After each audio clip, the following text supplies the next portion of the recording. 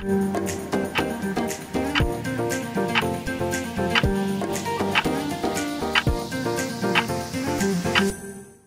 Tov, très chères auditrices, très chers auditeurs, toujours un plaisir de se retrouver autour de Tchik-Tchak Paracha pour échanger une réflexion autour de la Paracha. Cette semaine, Parachat Bo. Dans cette Paracha sont relatées les 3 dernières des 10 plaies qui ont frappé l'Égypte. Arbé, les sauterelles, Chocher, l'obscurité, Makat Bechorot, la mort des premiers-nés, 3 dernières plaies qui ont permis finalement la sortie d'Égypte. Et si vous voulez avoir un moyen mnémotechnique pour vous souvenir que dans cette paracha, il y a 3 plaies, faites la valeur numérique du mot Bo. En hébreu, Bo s'écrit Bet, Aleph. Valeur numérique de Bet 2, Aleph 1, 2 plus 1, 3. Donc il y a bien 3 plaies dans cette paracha. Au début de la paracha, Hachem demande à Moshe Rabbeinu de se rendre auprès du Pharaon pour lui demander, encore une fois, de libérer le peuple juif. Mais Hachem, Dieu l'avertit et lui dit « Sache, Moshe Rabbeinu, que j'ai endurci le cœur du Pharaon afin de placer mes signes divins devant lui. » On peut se demander alors, mais dans quel intérêt Hachem demande à Moshe Rabbeinu de se rendre chez le Pharaon si de toute façon, il n'entendra pas puisque Dieu a endurci son cœur. En fait, ce que Dieu voulait, c'est que le Pharaon libère le peuple juif de son plein gré.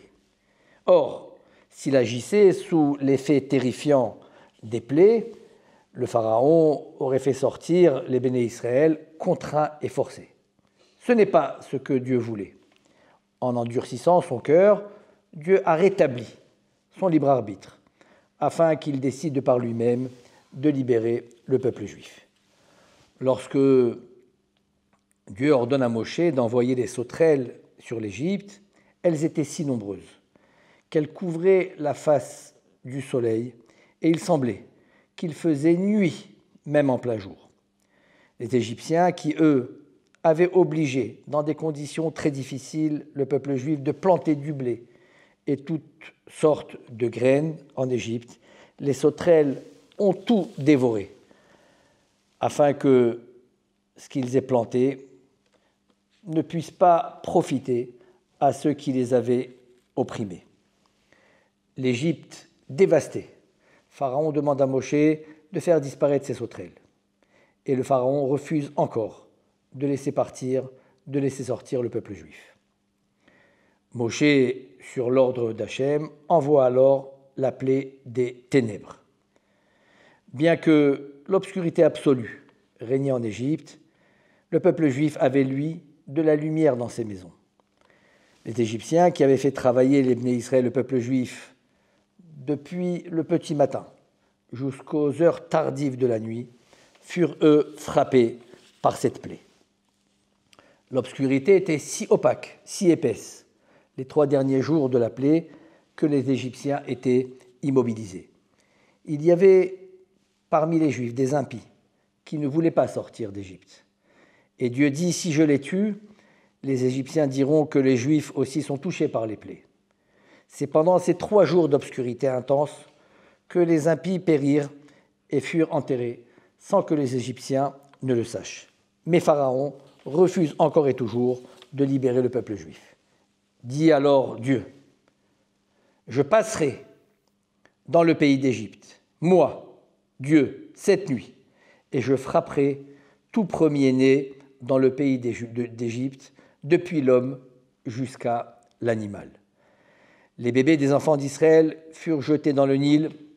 C'est pourquoi les enfants premiers-nés des Égyptiens moururent durant cette plaie. Dieu ordonne aux enfants d'Israël de mettre du sang sur les frontaux de leur maison afin d'être épargnés de cette plaie de la mort des premiers-nés. D'où provenait ce sang ? En fait, ce sang provenait du sacrifice de l'agneau pascal. Après avoir ordonné au peuple juif la mitzvah de sanctifier le nouveau mois, le mois de Nissan, celui de la sortie d'Égypte. Ce mois a été retenu pour être le premier mois de l'année.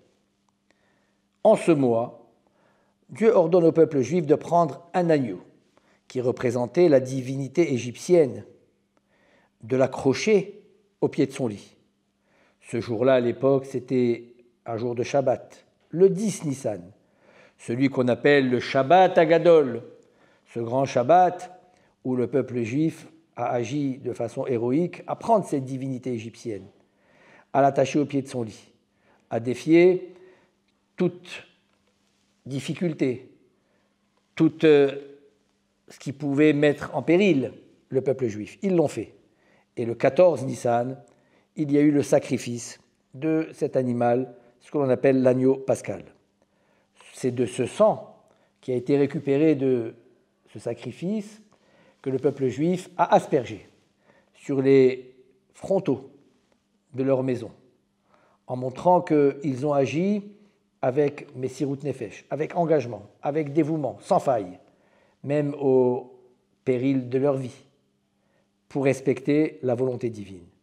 Devant cet acte d'engagement et de dévouement absolu, Akadosh Baruch Hu a épargné le peuple juif.